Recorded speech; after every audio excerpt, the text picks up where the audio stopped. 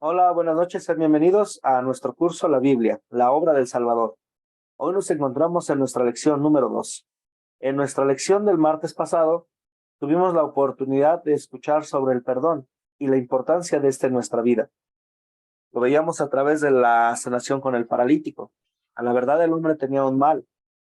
Este mal era que pues no podía caminar, pero había aún un mal que le condenaba a una eternidad en el infierno, y esto es el pecado.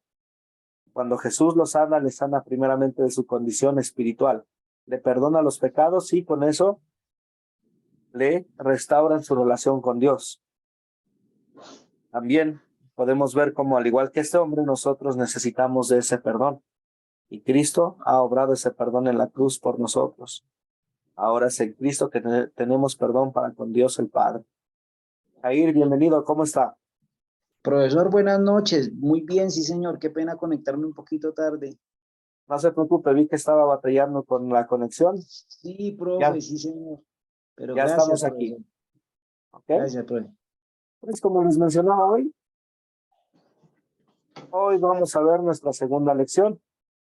Nuestra segunda lección del curso La Obra del Salvador va a tocar un milagro que es bastante grande y que encontramos en los cuatro evangelios. El milagro de cuando Jesús alimenta a los 5,000. Pero antes de ir de lleno con nuestra lección, vamos a comenzar con una oración. Oremos. Amado Padre Celestial, sabemos que en la creación tú hiciste posible que creciera el alimento para que comamos. Sabemos, amado Jesús, que tú nos has dicho que no nos preocupemos, pues siempre vas a cuidar de nosotros. Ayúdanos, amado Padre y amado Hijo, a no preocuparnos, sino a confiar en que tú cuidas de nosotros. Y recuérdanos también que demos gracias cada día por tus bendiciones. Amén. Muy bien, pues vamos a dar un repasito a los estatutos de Academia Cristo. Pedimos que mostremos respeto. ¿Por qué es tan importante? Porque queremos hacer todo para la edificación del cuerpo de Cristo y queremos mostrar amor. Mostrar respeto hacia los que nos rodean, mostramos este amor y hacemos todo con decencia y con orden. Mostremos respeto llegando preparados, siendo puntuales, a los profesores que nos sirven, a los compañeros en clase y en el grupo de WhatsApp. Queremos hacer todo para el bien y para el provecho de cada uno de nosotros. Vamos a comenzar con nuestra lección. Había una pregunta que puse en el grupo de WhatsApp.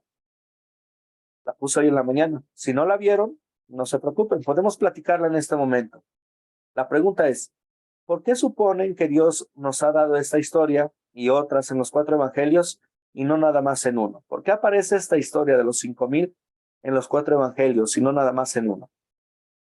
¿Por qué creen que Dios hace esto?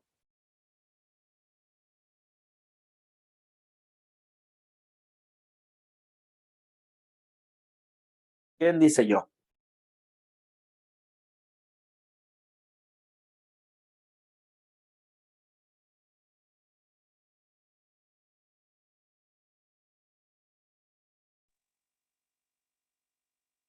Adelante, Jair.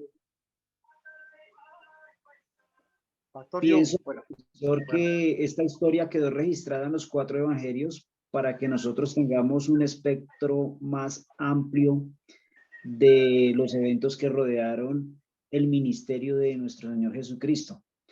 Entonces, esta es una historia fascinante. De hecho, que yo la leí a través de los cuatro evangelios y pude contestar algunas preguntas de acuerdo al método de las 4C, ¿no? Una de esas es, por ejemplo, ¿dónde ocurrió la historia?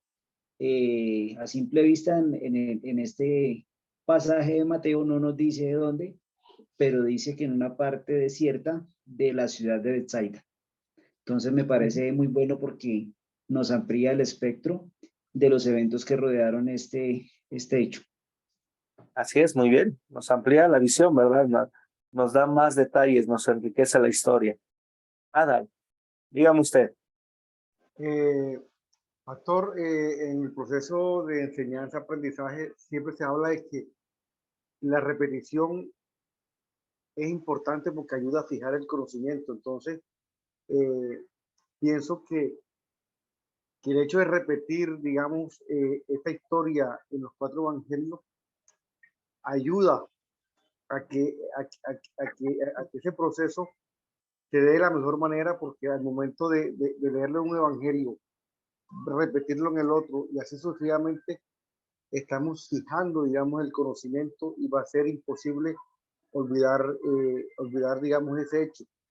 Entonces pienso que por eso la repetición que se da de esa historia en los 4 evangelios es importante, porque nos ayuda a nosotros digamos, a no olvidar y siempre recordar esta historia. Muy bien, la repetición dicen que es la madre de la enseñanza, ¿verdad? Repetimos, Sí, incluso para aprender a hablar, lo hacemos por repetición. Para aprender un oficio, lo hacemos por repetición en lo que hemos visto. Muy bien, muchas gracias, Alan. ¿Alguien más? ¿Alguien tiene algún otro comentario en cuanto a esta pregunta?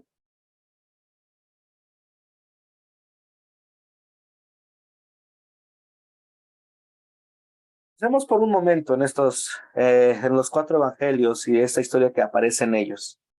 Comparémoslo en que, pues, a las personas que presencian algo. Supongamos que Adal, a César, Ángela y Jair y yo estamos viendo un partido de fútbol, o que vamos a un concierto juntos o a una comida. No cabe duda que cada uno de nosotros dará diferentes matices, diferentes comentarios de lo que vio, ¿verdad? Y de lo que vivió. Cada uno va a incluir cada detalle. Cada detalle va a ser diferente al otro, pero van a ser parte de la misma experiencia, de la misma cosa. Esa es la gran bendición que tenemos en los 4 evangelios. Algunas historias solo aparecen en uno de los evangelios. Sobre todo, es Juan quien incluye historias distintas. Pero otros aparecen en los 4 evangelios: la crucifixión, la resurrección, la alimentación de los 5,000, entre otros. En la lección de hoy, cada uno de los 4 evangelios incluye un detalle interesante que los otros no dan, pero a la vez las historias concuerdan perfectamente. Por ejemplo, San Mateo nos dice que fueron 5,000 hombres, sin contar a las mujeres y los niños. San Marcos dice: los discípulos habían estado tan ocupados que no tenían tiempo para comer. De Jesús dice que tuvo compasión de ellos, refiriéndose a la gente que venía, a las multitudes, porque parecían como ovejas sin pastor, y comenzó entonces a enseñarles muchas cosas. Jesús les dijo a los discípulos también que los pusieran en grupos, y los juntaron en grupos de 100 y de 50. Esto nos dice San Marcos. San Lucas nos dice que era un lugar apartado de la ciudad de Betsaida. San Juan nos dice que subió a un monte, que se acercaba la Pascua, que había mucha hierba. Nos dice que Felipe fue quien vio lo imposible de dar de comer a tantos, se informó acerca de los recursos que se tenían. Nos dice que Jesús dio gracias antes de hacer el milagro. También nos dice que Andrés es el que llevó al niño a Jesús. El niño es el que traía la comida. También en San Juan se nos dice que después de ser alimentados, esta gente vino para querer hacer a Jesús rey a la fuerza. En conclusión, podemos ver que los 4 evangelios, 2 de ellos testigos presenciales y 2 de ellos que investigaron y recabaron información sobre la obra del Salvador, se complementan y concuerdan. La alimentación de los 5,000 no es una mentira, ni una fábula, ni un lenguaje figurado, ni mitología. Es una historia verdadera. Además, cada evangelista tiene una audiencia distinta. Podemos ver más de esto en el curso de la Biblia, la llegada del Salvador. Pero vemos cómo cada uno de los evangelios, o cada evangelista, perdón, escribe para cierto sector, para cierta audiencia. Mateo escribe para los judíos, y él pone muchas citas y profecías del Antiguo Testamento. Es normal que cuando leemos los capítulos del Evangelio según San Mateo, dice: y esto pasó para que se cumpliera lo escrito por el profeta tal, demostrando que Jesús es el cumplimiento. Marcos se centra en los milagros. Lucas hace una investigación ordenada. Juan usa un lenguaje sencillo, temas profundos y testimonio de primera mano.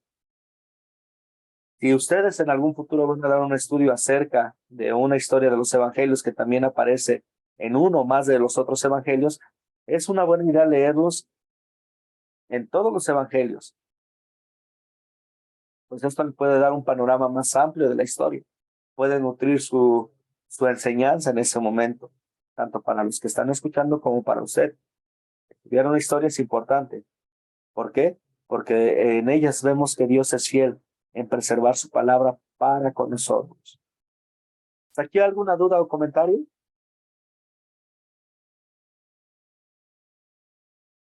Sí, yo. ¿Dudas, comentarios?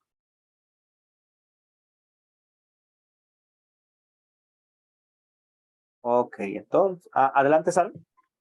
Sí, porque cuando usted dijo que eso no es una mentira, en la Biblia, ¿cómo van a haber mentiras?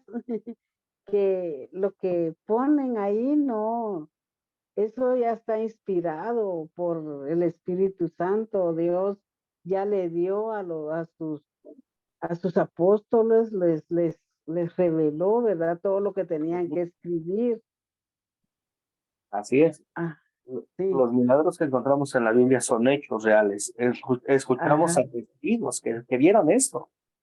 Hoy en ajá, día, hoy en día y antes también, y no cabe duda que va a ser igual en el futuro, había gente o hay gente que trata de quitar esos milagros o trata de explicarlos y ponerlos al nivel de la gente. Pero la verdad es que Dios es Dios todopoderoso y Él es libre de hacer lo que Él quiera, amén, hacer cosas maravillosas. Lo vemos en el amén, milagro de los 5,000. ¿Ok? amén. Muy bien, Sara, gracias por su comentario. ¿Algo más? Solamente, gracias. Ok. Pues vamos a la parte de considerar. Recordamos que estamos utilizando las 4C: captar, contar, considerar y consolidar. Cada una de estas 4C, de estas secciones, tiene un propósito. Captar, lo veíamos la semana pasada, es el gancho. Capta la atención. Llama la atención para que estén alertas y estén prestos a escuchar la historia. ¿Ok? Contar. Contar tiene que ver con contar la historia, repasarla. Considerar es un repaso de la historia que nos ayuda a profundizar un poco conociendo detalles. ¿Ok? Y consolidar es consolidar la historia con preguntas de aplicación, preguntas que van hacia nosotros. ¿Ok? Ahorita vamos a la parte de considerar y para ello vamos a ver lo que es el Evangelio que se les asignó como lectura, Mateo 14, versículos 3 a 21, sobre la alimentación de los 5,000. Comenzamos con la primera pregunta. ¿Quiénes son los personajes de esta historia?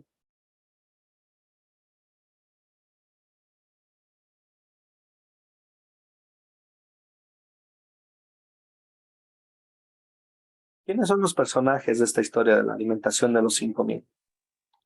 Jesús, Ujú, sus apóstoles, la ujú. multitud de personas. Sí, solo. Muy bien, excelente, Sara. Muy bien, Jesús, las multitudes, los discípulos. Jair, le escucho.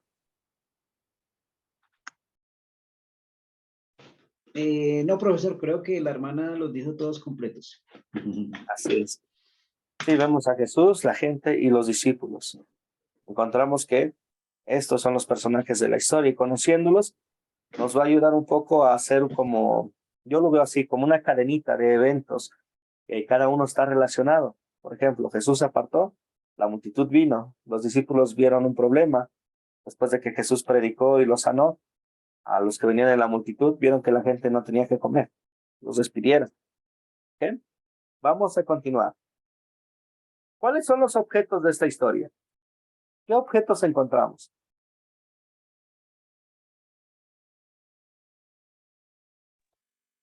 Objetos están la barca, Ujú, el mar, ujú. el, los peces, el pan, o no son, Ujú. bien, son objetos.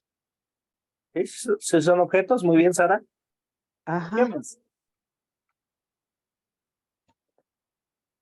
Y la llanura donde se sentaron las personas.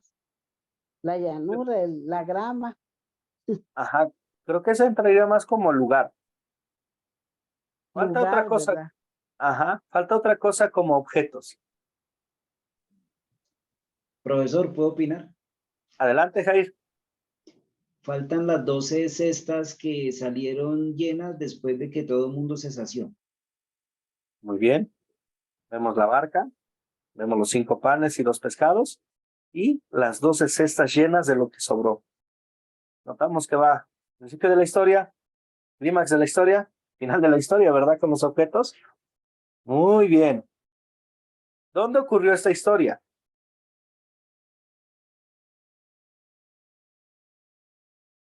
¿Qué parte ocurre esta historia? Ahí. A simple vista el texto no nos está arrojando el lugar, pero ya mirando en otro evangelio, nos dice que ocurrió en un lugar desierto de la ciudad llamada Betsaida. A un lugar apartado de Bethsaida, muy bien. En Lucas 9:10, profesor, se encuentra el texto. Muy bien, excelente. ¿Dónde más? Un poquito más del lugar.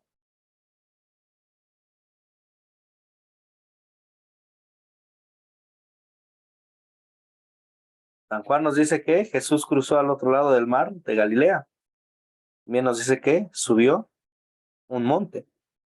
Encontramos varios complementos, ¿verdad?, que proveen los otros evangelios en cuanto al lugar donde ocurre esta historia. No es que la Biblia se contradiga ni nada, sino simplemente se complementan. ¿Bien? ¿Comentarios hasta aquí o dudas? No, no, pastor. Gracias, Sara. Entonces pasamos a la siguiente pregunta. ¿Cuándo ocurrió esta historia?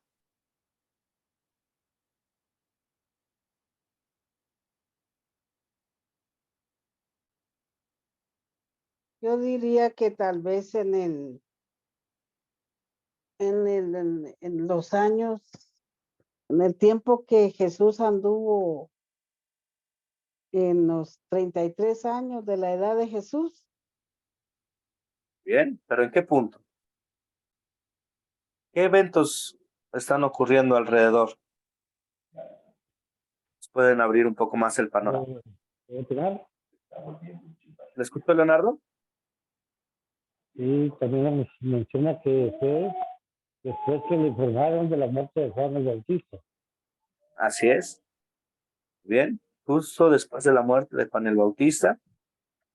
Bien, excelente. San Juan capítulo 6 nos dice que la Pascua ya estaba cerca. Y también se nos habla de que los discípulos acababan de regresar de un viaje misionero. No hay una fecha exacta de tal día, tal hora, pero vemos los diferentes eventos ocurriendo. ¿Okay? Ahora, con la siguiente pregunta. ¿Cuál es el problema en la historia? ¿O problemas?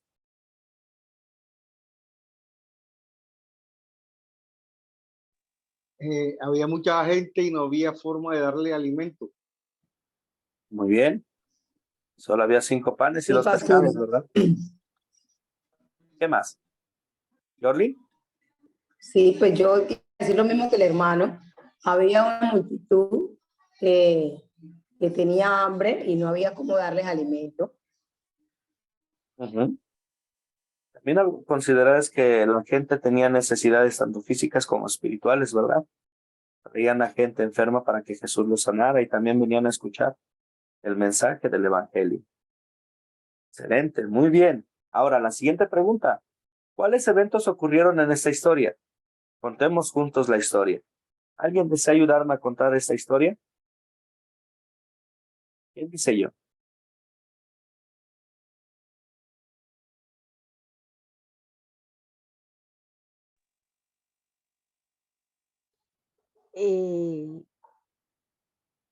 Sara. Jesús llegó allí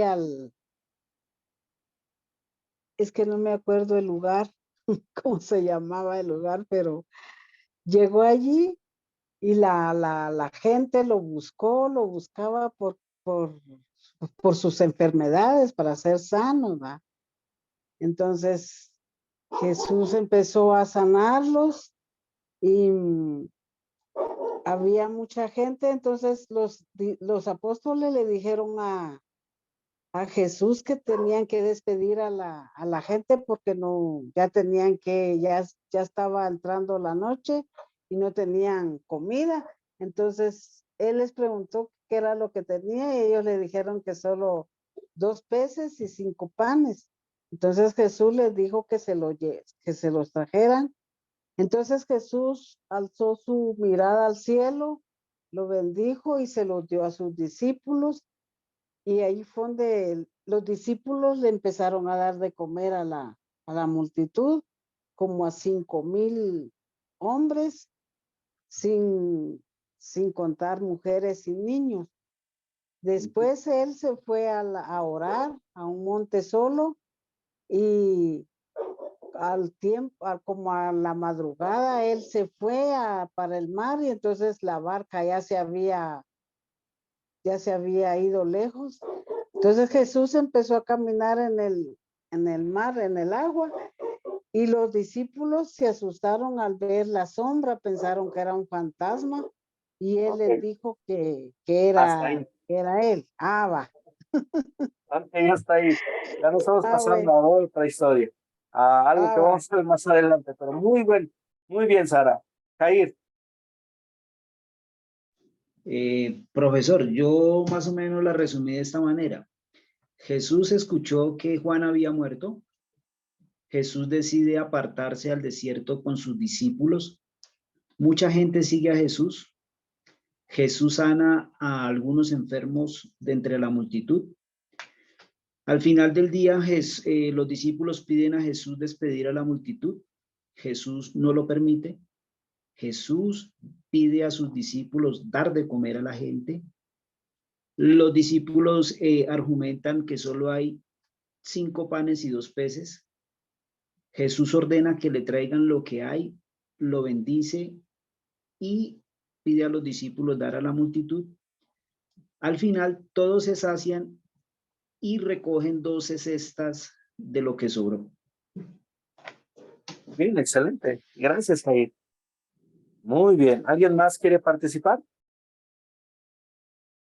Recuerden, no tenga miedo de participar. Estamos aprendiendo y en el proceso de aprendizaje va a haber momentos en los que nos trabemos, pero no tengan miedo, ¿ok?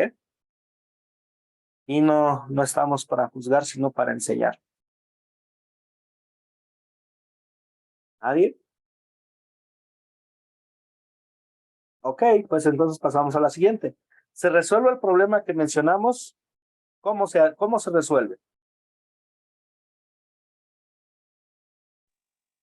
A través de un milagro. ¿Qué haces con ese milagro?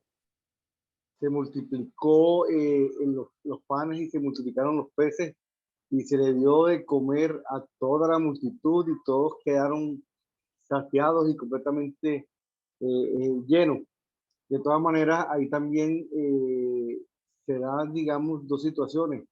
Se recibe la alimentación física, que es la alimentación, la comida, y también se recibe la alimentación espiritual, porque Jesús también aprovechó y dio palabra durante esa reunión que sostuvo con la multitud. Evangelizó. Muy bien. ¿Qué otro problema solucionó Jesús con la multitud? Mejor dicho, ¿qué otros problemas había con la multitud? Sanó enfermos. Sanó enfermos, ¿verdad? Sanó las dolencias, les predicó la palabra y les dio de comer a todos hasta saciarse. Sí. Excelente, Adal, muy bien. Gracias.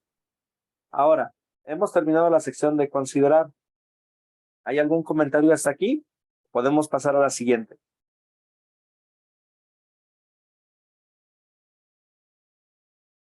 Vamos a la sección de consolidar. Recordemos, Jair, adelante.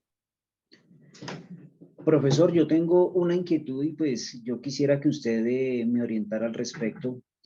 Nosotros vemos que Jesús comisionó a sus discípulos, a los 12 apóstoles, para que llevaran a cabo su obra, pero también comisionó en general al pueblo, diciéndole que fueran por todo el mundo y hicieran discípulos a todas las naciones. Sin embargo, siempre he tenido la inquietud de saber que si una persona se puede condenar por no compartir el mensaje de la palabra de Dios. Es decir, porque es que hay algunos predicadores que dicen que uno debe adoptar la actitud de la atalaya, refiriéndose a ese pasaje que está en Ezequiel, donde se le dice a Ezequiel que él es el que debe anunciarles a los israelitas sus pecados y comisionarlos para que se conviertan al Señor. Entonces, mi pregunta es, ¿debemos mirar esto digamos, de no predicar el evangelio como algo condenatorio? Hay que entender algo. El cristiano predica el evangelio en su vida de santificación, no por obligación, sino que lo hace como un reflejo por el amor que ha recibido. ¿Sí? Cuando alguien predica el evangelio por temor, no está predicando, es más, no está conociendo el verdadero evangelio. Nuestra motivación es como la de la mujer samaritana. ¿Cuál es la motivación de la mujer samaritana cuando escucha que aquel que habla con ella es el Cristo? Se siente contenta. Ve a su Salvador ahí presente. Ve al que han esperado tanto tiempo y que le trae agua viva para ella. ¿Cuál es la reacción de ella? Habla de Jesús. Va y anuncia que conoció a alguien en el pozo, alguien que es el Cristo y que le dijo todo lo que ella había hecho. No la motivó el miedo de decir, si no predicas en mi nombre te vas a ir al infierno. La motivó el amor de Dios que había sentido. Ahora, nosotros predicamos en acción de gracias al Señor. No lo hacemos por miedo. Cuando alguien nos empuja a predicar, es casi como si nos estuvieran dando a entender que mientras más prediquemos, más santos somos y más cerca del cielo estamos. Nosotros predicamos y hablamos de Jesús, ¿por qué? Porque es algo que no podemos callar, pero en ningún momento es un objeto de ley. Es decir, si no predicas a Jesús, te vas a condenar. Pensemos en los hermanos de una congregación que son algo tímidos o que son algo reservados. El hecho de que no salgan corriendo a gritar el nombre de Jesús a la gente y lo prediquen, no los hace menos salvos ni menos cristianos. ¿Ok? Dios les ha dado otros dones y Dios va a usar esos dones para la gloria de Él. Y los va a llevar al momento y el tiempo en el cual tengan que ser escuchados. ¿Queremos predicar a Cristo? Sí. ¿Queremos anunciar en tiempo y fuera de tiempo? Claro que sí. Pero no veamos el predicar el evangelio como una imposición, una obligación, como un acto de la ley. Estar bien con Dios. Recordemos que lo que nos salva de ir al infierno es Cristo. Es lo que ella hizo en la cruz, el perdón que nos ha obrado. Nuestro actuar después de conocer a Jesús, nuestro actuar después de sabernos salvos, es simplemente el reflejo del amor que hemos recibido. Por gratitud. No es un juicio de que si no predicas a Jesús te vas al infierno. Tarde o temprano un creyente va a hablar de Jesús, va a anunciar a quien él ama, pero no lo va a hacer por obligación, sino en acción de gracias, como un reflejo del amor que ha recibido. No sé si me explico. Sí, profesor, desde luego. Muchas gracias, profesor. De nada, para servirte. Bueno, pasamos a la sección de consolidar. Vamos con las preguntas más personales, ¿ok? Recuerden, cada una de estas es aplicada a nosotros. Queremos distinguir lo que es la ley y el evangelio. La ley, lo que Dios demanda y que no podemos cumplir. Incluso podemos cambiar eso de demanda por exige. ¿Ok? El evangelio, lo que Dios ha hecho por nosotros. No merecemos, pero que es dado en pura gracia. Para ello vamos a ver las siguientes preguntas. ¿De qué se trata la historia? ¿De qué se trata la historia de Mateo? En palabras resumidas.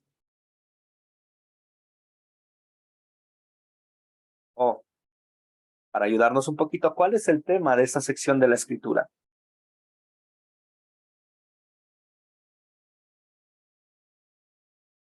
¿Quién dice yo? Pastor, un pueblo con muchas necesidades, ¿no? Un pueblo con muchas necesidades, claro. La escritura nos dice, ¿verdad? Jesús los vio como ovejas sin pastor. Muy bien, gracias, Jordi. ¿Quién más?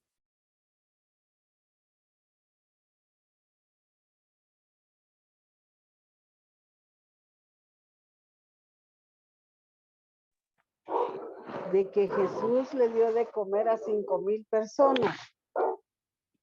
Excelente, Sara.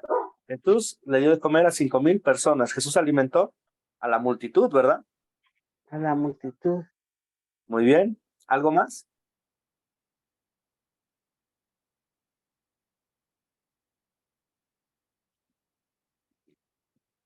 ¿Alguien más quiere decirnos de qué se trata la historia?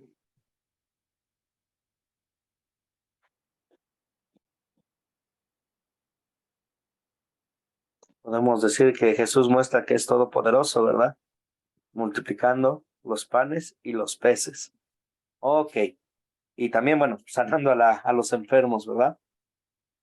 Incluso podríamos decir, Jesús cubre todas las necesidades, tanto físicas como espirituales. ¿Ok? Muy bien, vamos con la primera pregunta de aplicación, la pregunta de la ley. Recuerden, una de las cosas que hace la ley también es mostrarnos nuestra condición, cómo hemos fallado delante de Dios. Ahora, viendo este texto de Mateo, contestemos la pregunta. ¿Qué pecado me enseña a confesar esta historia?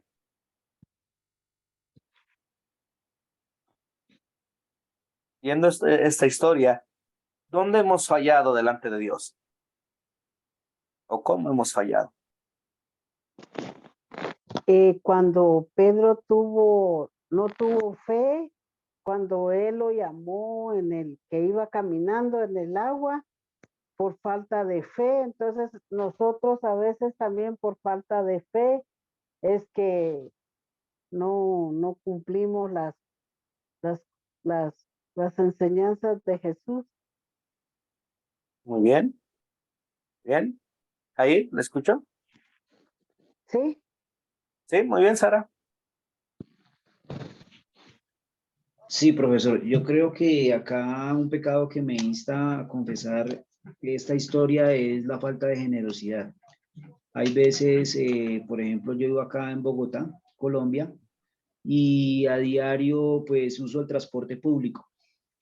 Pero entonces hay muchas personas que se suben en un bus, porque acá se manejan los buses articulados de Transmilenio, que tienen 3 secciones, y a veces van, sin mentirle, como hasta 2 y 3 personas en el mismo bus, una en la parte de adelante, otra en la parte del centro y otra en la parte de atrás, pues exponiendo sus necesidades.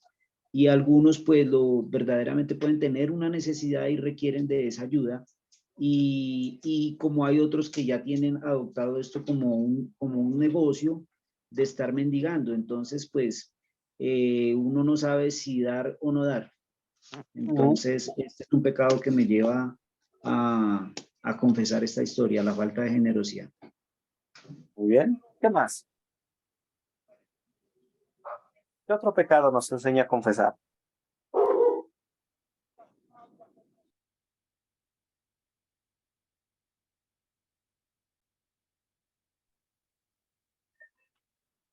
¿Ada?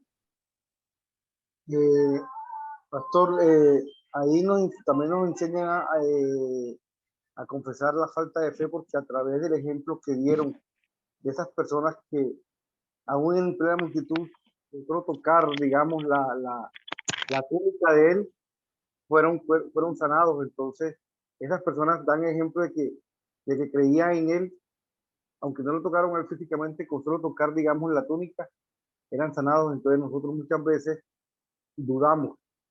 Esas dudas que a veces tenemos en la vida nos hacen flaquear en la fe, y por eso esa conexión con el Salvador no se da de la mejor manera, porque muchas veces dudamos. Nos falta la fe, ¿verdad? Sí, Señor. O tenemos la fe puesta en otros lados. En otras cosas, en objetos materiales, y peor. O sea, es importante creer en Él, pero muchas veces creemos es que nuestros propios medios, que por nuestros propios medios vamos a lograr las cosas, y muchas veces no es así. Sí, y podemos ver algo interesante. Vamos a poner de ejemplo la oración que nos enseñó Jesús, el Padre Nuestro. En el Padre Nuestro hay una parte en la que pedimos por las cosas materiales. Esta parte es: el pan nuestro de cada día, dánoslo hoy. ¿Qué estamos pidiendo ahí?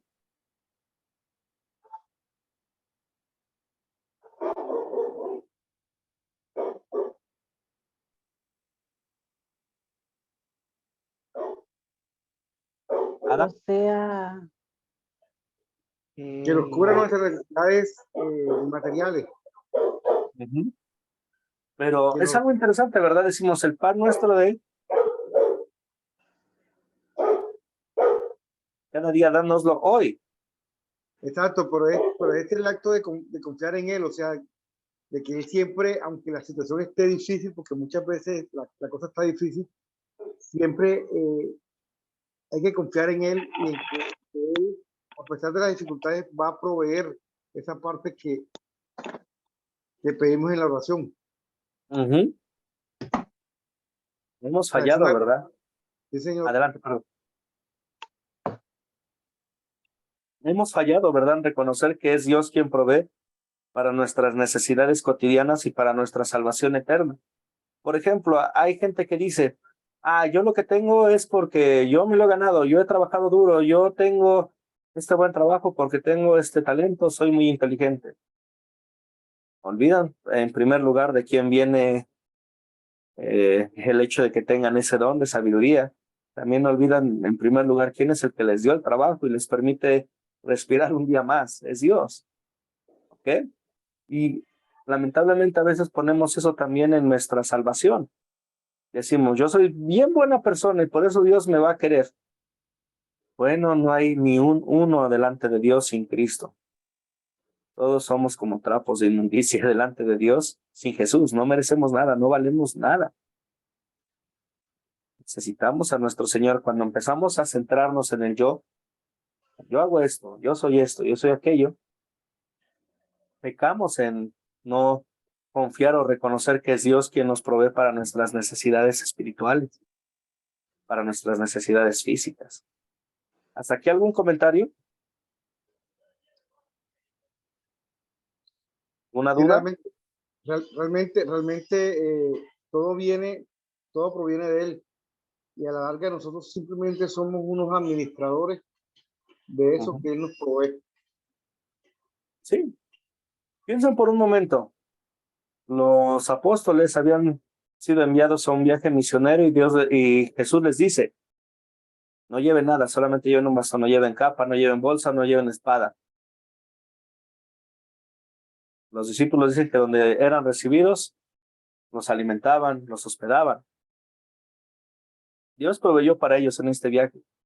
Ahora vean a estos mismos discípulos con la multitud diciendo, despídelos, porque solamente tenemos esta cantidad de dinero y ¿qué es esto entre tanta gente? Solamente tenemos estos panes y estos peces. En cierto aspecto, los mismos discípulos aún no comprendían, al igual que nosotros, fallaban en confiar plenamente en su Señor. Aún no estaban plenamente, vamos a decir, conscientes de con quién estaban. El mismo Jesús les dice, denles ustedes de comer. Y ellos dicen, pues no, nada más tenemos esto, ¿qué va a hacer esto para tantos? Y el milagro que hace Jesús de alimentar a esta cantidad de gente, no es solamente para la gente que está ahí, sino para estos mismos hombres y para nosotros, para fortalecer nuestra fe. Nosotros hemos fallado, Cristo ha triunfado. Mientras nosotros no confiamos plenamente en que Dios va a proveer, Dios nos demuestra, yo proveo y proveo en sobremanera.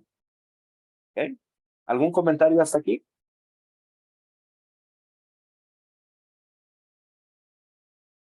Ok. Sara. no, pastor, ya está todo bien. Ok. Entonces vamos a la siguiente pregunta. ¿Dónde veo el amor de Dios en esta historia para mi vida? ¿Dónde veo el amor de Dios?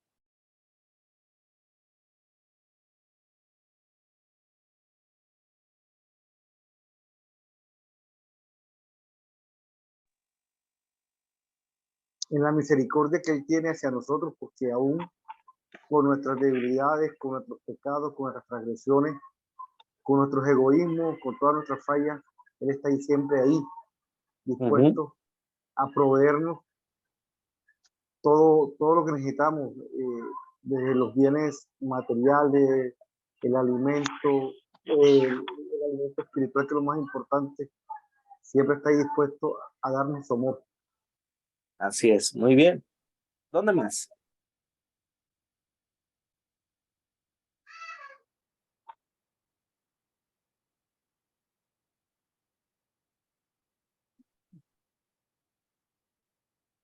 ¿Dónde más vemos el amor de Dios para nuestras vidas en esta historia? En el Y que perdón. Jesús siempre nos sana, nos salva, nos, Él es todo para nosotros. Ese es el amor de Dios Muy para bien, mí. excelente. Sí, que Jesús nos ama, nos salva, nos perdona, ¿verdad? Nos llama con su palabra al arrepentimiento para que le conozcamos. ¿Qué más? Amén.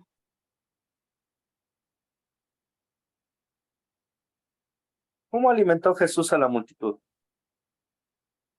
¿Qué hizo? Por medio del milagro que Él hizo, que le pidió a su Padre Ujú, celestial, para que le proveyera, de multiplicar a los peces y los panes, ¿verdad? ujú. Y eso es una buena noticia para nosotros. ¿Por qué? Porque nos demuestra que Jesús es todopoderoso. No hay límites y que Amén. Él va a dar lo que necesitamos. No lo que queremos, lo que necesitamos para nosotros. Y que no hay Amén. imposibles. Vamos a continuar con la cuarta pregunta. ¿Qué me enseña Dios a pedir y hacer a través de esta historia?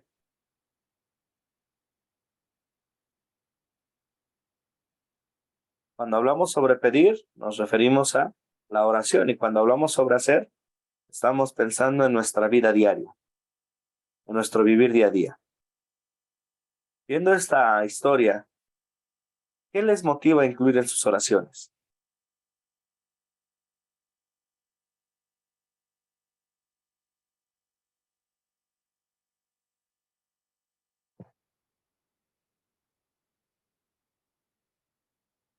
Bueno, a pedir, yo siempre le pido a Dios para que me sane mis enfermedades.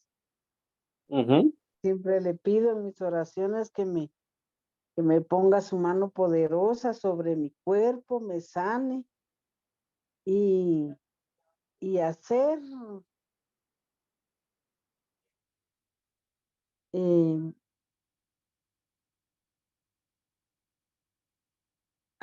no, ahí sí no sé.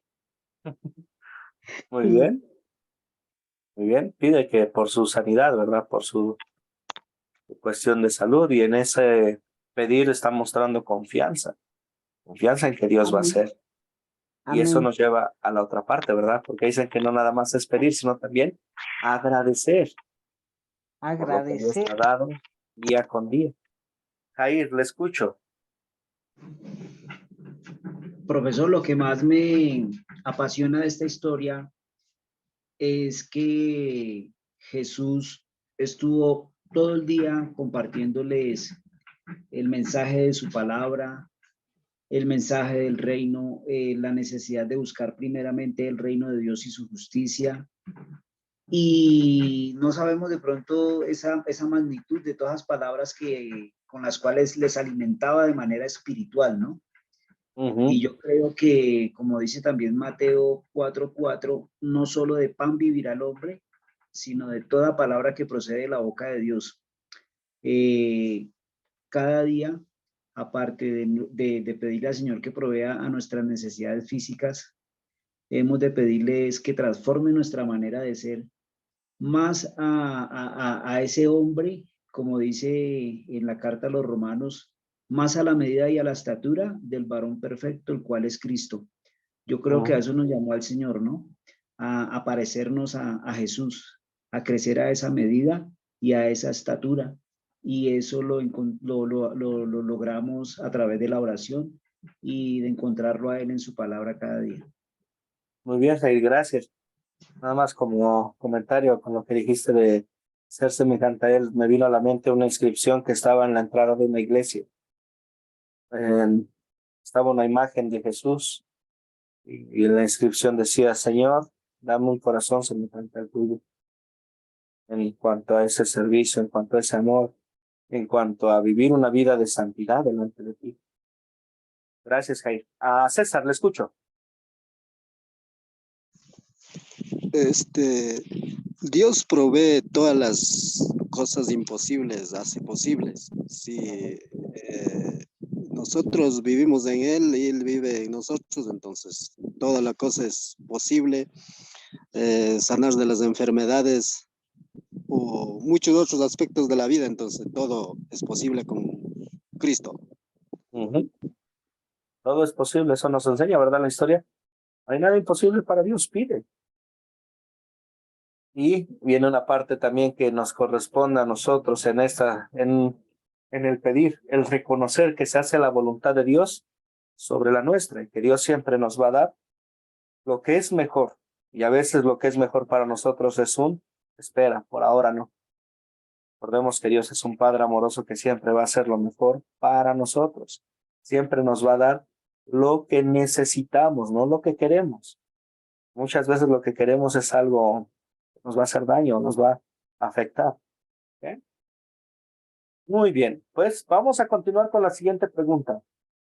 ¿Cuándo sería buena situación para compartir este mensaje? O dicho de otra forma, ¿con quién, pensando en un grupo específico o en una persona específica, con quién compartiría este mensaje, esta parte de la escritura de San Mateo? Yo lo compartiría con mi familia, con mi núcleo familiar inicialmente, y de ahí me gustaría compartirlo con los amigos, con las personas más cercanas con las que yo interactúo diariamente, con mis compañeros de trabajo, llevar ese mensaje. Muy bien. Y bueno, y también pues a toda persona que habla con uno, así no sea amigo de uno, pero que uno siempre tiene un mensaje que dar, un mensaje de compartir ese evangelio, una buena nueva hacia las personas que nos encontramos en el camino, porque muchas veces esas personas están deseosas o ansían una palabra y de pronto uno es esa persona, digamos, la que va a tener esa oportunidad de llevar ese mensaje. Muy bien, excelente. Gracias. Con cualquier persona, ¿verdad?, que nos rodea. Piensen en alguna persona en especial. Alguien que al ver este texto digan, este texto le ayudaría a esa persona con su necesidad o con que está batallando. Por ejemplo, podemos pensar en nuestro texto y compartirlo con alguien que no cree que Jesús sea el Hijo de Dios. Alguien que se renuente a pensar que Jesús era solamente, un buen maestro, un filósofo, y mostrarle, no, mira, Jesús era más que eso, es más que eso, es el Dios Todopoderoso, ve cómo alimenta, ve cómo lo sana, ve cómo provee para las necesidades físicas y espirituales de la gente. Podemos pensar en alguien que piensa que Dios no lo ama, que Dios se ha olvidado de él, y mostrarle, no, mira, Dios tiene cuidado para cada uno de nosotros. Dios provee, Dios nos busca, nos llama al arrepentimiento. No cabe duda que cada uno de los textos se puede acomodar para diferentes propósitos, para diferentes personas. Nosotros, al leerlos, podemos ver con cuál, digámoslo así, audiencia puede ser platicado, proclamado esta sección de la Escritura, pensando en alguna situación en especial o algún problema en específico. ¿Okay? ¿Algún comentario hasta aquí o alguna duda?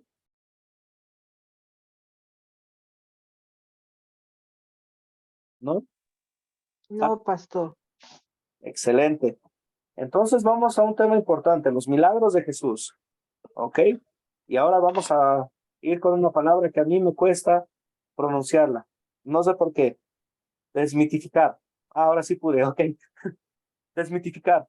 A lo largo de la historia, algunos teólogos y filósofos han querido desmitificar la Biblia, y los milagros de Jesús. O sea, quieren disminuir o racionalizar los milagros de Jesús y quitarles lo extraordinario.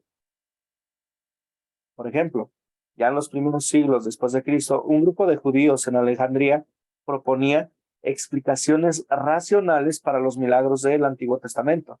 Trataron de quitar lo que era ofensivo a la razón. O sea, veían en los milagros algo inexplicable y querían hacerlo o convertirlos, mejor dicho, algo que ellos pudieran entender y que se pudiera manipular o razonar conforme a su condición o su mentalidad.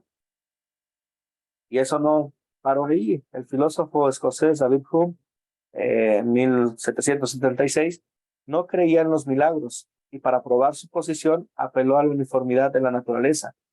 Sus afirmaciones, alimentaron el fuego del escepticismo sobre los milagros registrados en la Biblia.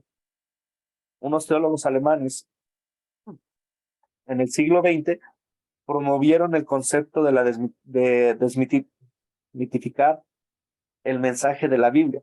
¿Qué quiere decir esto? Desmitificar es la idea de que los escritores del Nuevo Testamento estaban culturalmente condicionados por la cosmovisión mítica del primer siglo, es decir, de un pensamiento mágico que necesita oír relatos de milagros para aprender las lecciones morales y religiosas.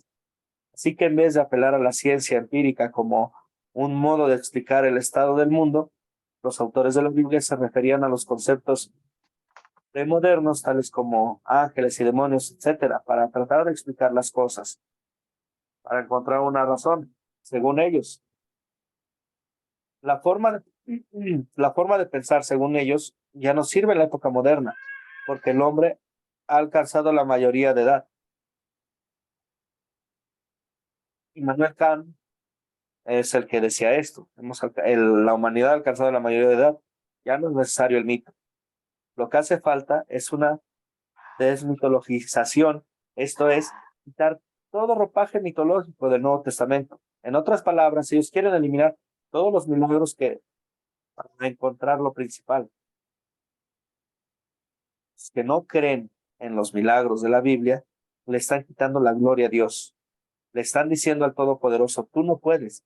Quieren convertir a Dios en un diosecito, en un genio de bolsillo, en algo que no tiene valor. En pocas palabras, cuando la gente quiere quitar los milagros, cuando la gente no reconoce la grandeza del Señor a través de estos eventos, quieren hacer de Dios un mentiroso y quieren limitarlo conforme a lo que ellos creen correcto, olvidando que Dios es todopoderoso. A diferencia de estos ejemplos que acabamos de hablar, nosotros sí creemos. Nosotros aceptamos que han ocurrido milagros y que aún pueden ocurrir. ¿Por qué? Porque Dios nos lo dice en su palabra, la Biblia. Dios creó el universo y Él no está atado por las leyes que Él estableció para preservarlo. Dios es infinito, no tiene limitaciones, es todopoderoso. No hay nada imposible para Él. Nosotros creemos que los milagros de Jesús sí ocurrieron en verdad, tal y como los escritores los describen en la Biblia. Creemos en las palabras de Juan, que dice, como lo pueden ver en su pantalla, Jesús hizo muchas otras señales en presencia de sus discípulos, las cuales no están escritas en este libro. Pero estas se han escrito para que ustedes crean que Jesús es el Cristo, el Hijo de Dios, y para que al creer tengan vida en su nombre. Nosotros creemos que nuestro Señor es todopoderoso. Él es libre de hacer lo que Él quiera y de que Él va a obrar de alguna u otra manera. Nosotros creemos que Dios aún puede hacer milagros, que aún puede realizar grandes señales. ¿Por qué? Porque Dios no está limitado a nuestro concepto, no está limitado a nuestra sabiduría, ni a nuestro capricho, ni berrinche. Dios es soberano. Dios no se somete a su creación. Confiamos y damos gracias a Dios que Él hace esto. ¿Por qué? Porque así vemos la soberanía de Dios en acción. ¿Okay? ¿Algún comentario hasta aquí?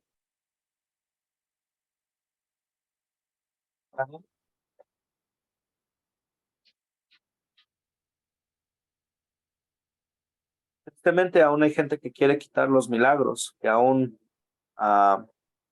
limita o trata de limitar el poder de Dios. Pero la verdad es que el poder de Dios está presente y se hace manifiesto. Ahí le escucho. Alguna vez escuché, profesor, un concepto respecto a este texto que estudiamos esta noche, diciendo justamente lo que usted está diciendo, de desmitificar la Biblia, y decían al respecto de este texto que lo que ocurrió era que cada persona, dentro de sus pertenencias, dentro de su mochila que cargaban cada uno como una ración, especialmente los niños. Y que por tal razón, entonces, al esculcar cada uno en sus mochilas, encontraron la manera de poder compartir y multiplicar de esa manera lo que llevaban como de fiambre. Es lo que es uno, ¿no?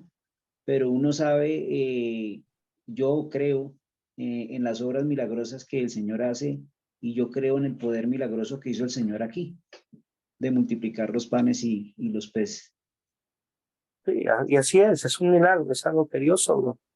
La gente incluso ve esta sección de la escritura, la gente que no cree en los milagros dice, no, es que solamente es una metáfora, no, es que solamente se alimentaron en imaginación, o no, es que pues solamente tomaron una migaja pequeñita. No, la escritura es clara, nos dice, sobraron 12 cestas. Y para todas esas personas hay algo que dice la escritura también. Lo que es imposible para el hombre, para Dios no lo es. También nos dice que el mensaje de la cruz es locura para los que no creen, pero es poder de salvación para aquellos que creen. Los milagros realmente ocurrieron, los milagros pueden ocurrir hoy en día. Milagros no están, me refiero a los milagros del Señor, no están sujetos a caprichos, ni a la mentalidad de la gente, ni al concepto vano que tienen de sí, sino que están sujetos a la voluntad y a la soberanía entera de Dios. ¿Ok? Muy bien. ¿Algún comentario hasta aquí?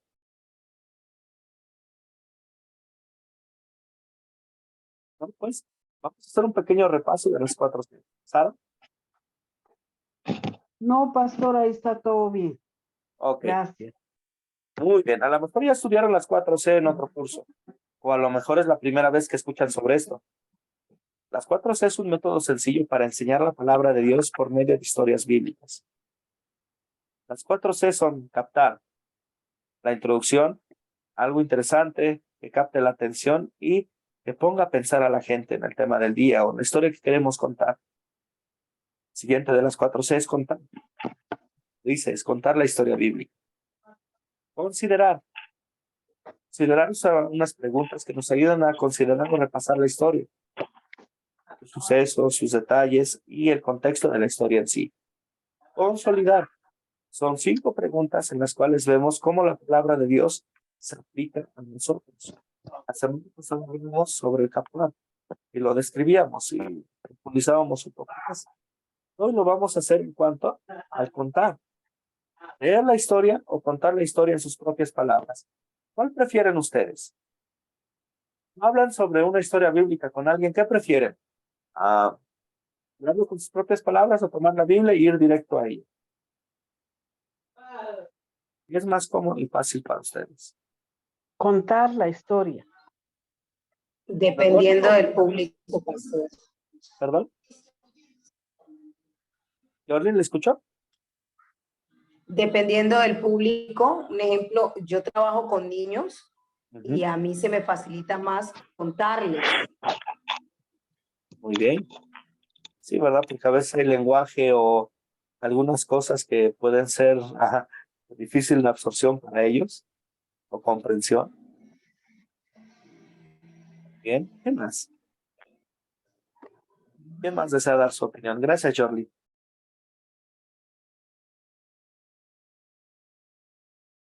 Vamos a profundizar un poquito en esto en cuanto al contar, ¿ok? El contar en la parte de leer tiene sus ventajas y desventajas. Vamos a ver primero las ventajas. 1, no se pierde ningún detalle. Se tiene el texto, la historia, se habla lo que es el texto y la historia, ¿ok? tiene autoridad. La Biblia tiene autoridad y muestra que viene de Dios. Mostramos que al estar leyendo, estamos leyendo la palabra de Dios, ¿ok? Alguien del grupo puede leer, un alumno puede leer, no tiene que ser el profesor. Aquel que está dando la clase puede asignar a uno de los hermanos. ¿Sabe qué? Ayúdeme, búsqueme esta cita y léala, por favor. ¿Okay? La gente puede seguir lo que está leyendo si tiene Biblias digital en su celular o una hoja con el texto, o pueden ver los versículos en la pantalla. Hay que dar un seguimiento y ir todos en la misma página, el mismo ritmo, por decirlo así. ¿Tiene desventajas? Sí. No es nada interactivo, es más seco, más apegado a estar leyendo. Puede tener un vocabulario difícil a veces. ¿Por qué? Porque se manejan muchas diferentes versiones. A veces alguien puede estar usando una Biblia. Dios habla hoy que usa un lenguaje más moderno. Y alguien puede estar leyendo de una Biblia de Reina Valera 1960 y el lenguaje no va a ser el mismo. Puede ser más largo. ¿Por qué? Porque a veces hay ciertas partes de las historias que son más extensas. ¿Se podrían resumir? Sí, simplemente se cuentan. Estas son las cuestiones en cuanto o mejor dicho, a las ventajas y desventajas en cuanto al aplicar el leer la Biblia en el contar. Ahora veamos cuáles son las ventajas y desventajas. La misma parte de las 4C de contar en el narrar la historia en sus propias palabras. Si se hace bien, puede captar, vamos con las ventajas primero. Si se hace bien, puede captar muy bien la atención de la gente. Puede tener los prestos. Puede ser más expresivo. La cara y los gestos también pueden contar la historia. Esto lo conocemos como comunicación no verbal. Uno puede usar un vocabulario apropiado, lo que decía Jordi en ese momento, conforme a la audiencia con la que se está compartiendo. Permite más contacto visual, permite ver cómo esta gente está escuchando y eso nos ayuda a ver si uno de ellos tiene como algún gesto de duda o algo en el cual podemos ayudar más adelante. Alguien que solía enseñar contando historias y parábolas era Cristo, contaba las historias. Él nutría a la gente a través de su enseñanza, tomando ejemplos vivos de la situación que vivía la gente en ese momento, llámese agricultura, llámese la pesca, llámese las situaciones, incluso de eventos que había ocurrido en la historia del pueblo. ¿Okay? Se puede usar con una persona que prefiere la comunicación oral. Y vamos con esto. En la historia podemos ayudar a alguien que no sabe leer, pues no lee bien o no ve bien los textos, pero sí puede estar escuchando. Esa es una ventaja. Desventajas. Que estar compartiendo se puede olvidar algo importante. A veces, por más que tratamos de memorizarlo, puede ser por la emoción o por el nervio, algo se nos olvida y no lo incluimos. El maestro también tiene que prepararse bien, tiene que agarrar y tomar, tiene que conocer bien la historia de antemano. Hay que tener cuidado de no exagerar o cambiar las verdades de la historia. Apegarse a lo que dice el texto, apegarse a la historia bíblica. No por la emoción, por algún arranque, empezar a agregar cosas que no están ahí. ¿Bien? Hay que tener cuidado de no interrumpir la historia mucho. A veces podemos estar compartiendo algo y en ese momento pensar, mira, esto es esto. Esta parte de la escritura me recuerda esto. Tengo esta información, esto. O sea, no irle rellenando más, sino mantenerse sobre la línea, sobre la misma escritura. Notamos que ambos tienen ventajas y desventajas. Dependiendo de los dones de cada uno y de la audiencia a la cual se está dirigiendo, usted puede usar con el que se sienta más cómodo para realizar esta parte de compartir la escritura y de usar las 4C, ¿ok? Si usted dice, ¿sabe qué? Yo me siento más cómodo tomando mi Biblia y leyéndolo ahí, adelante, sin ningún problema. Usted dice, yo me siento más cómodo narrándolo, adelante, pero consideren bien los puntos que acabamos de hablar sobre ventajas y desventajas. ¿Por qué hacemos mención de esto? Porque el martes les comentaba sobre el proyecto final. El proyecto final es, ustedes van a preparar los 4C de alguna de las 8 historias que vamos a tocar durante este curso. y al finalizar me van a presentar su proyecto final, utilizando las 4C, enseñándolo a alguien más.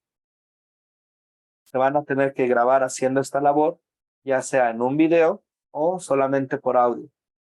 Quiero ver que lo que yo deseo es ver o escuchar, en este caso también, cómo aplican estos conceptos y qué tan fácil o dónde hay necesidad de trabajar más en ello. ¿Okay? ¿Algún comentario aquí o alguna duda?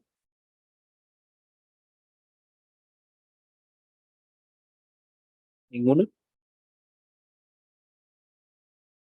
Entonces No, vamos a ver. profe. Claro, claro, pastor, claro. Ok. Pues vamos entonces con la tarea. La tarea para la siguiente lección, el próximo martes, con el favor de Dios, a la misma hora, es ver el video para la lección 3, leer Lucas capítulo 19, versículos 28 a 44 y revisar el guión para el proyecto final. Yo les voy a compartir esta tarea en el grupo de WhatsApp para que la tengan para el fin de semana. ¿Ok? Pues, concluido con nuestra lección de hoy. Antes de despedirnos, vamos a terminar con una oración. Oremos. Padre Celestial, te damos gracias, Señor, por las muchas bendiciones que nos das día con día. Te agradecemos, Señor, porque en tu gracia y tu amor infinito nos preservas y guardas, porque tú, Señor, estás con nosotros, porque provees para nuestras necesidades físicas y espirituales. Te damos gracias, Señor, porque en ti hemos encontrado un Salvador, porque en ti tenemos la vida eterna. Gracias, Señor, porque en tu amor nos has proveído, no nos has dejado a la deriva, sino que nos has buscado a través de tu santa palabra, nos has llamado al arrepentimiento y nos has llevado a conocer nuestra condición delante de ti. Nos has dado a Jesús, Señor, quien provee para nosotros por nuestros pecados y la salvación, Señor, en su vida inocente. Y damos gracias, Señor, por esto. Te agradecemos también porque día con día abres tu mano y nos colmas de bendiciones nuevas. Gracias, Señor, por la oportunidad que nos das de estar estudiando tu palabra. Gracias, Señor, por este crecimiento que tenemos. Pedimos, Señor, que nos sigas alimentando con tu palabra, que nos sigas fortaleciendo. Damos gracias, Señor, por los que están conectados ahorita estudiando. Pedimos, Señor, que lleves a buenos términos la obra que has empezado en cada uno de ellos. Que les sigas capacitando. Cielo. Guardes en sus caminos, Señor. En su fortaleza. Mientras están llevando la labor que tú quieres. Señor, te pedimos por aquellos que nos han conectado. A través de tu santa palabra, guíales, Señor, para que juntos nos reunamos y estudiemos tu santa palabra y que conozcamos más, Señor. Nos deleitemos en cuanto a la grandeza de tu amor y en cuanto a la vida, Señor, que tenemos de tener un salud.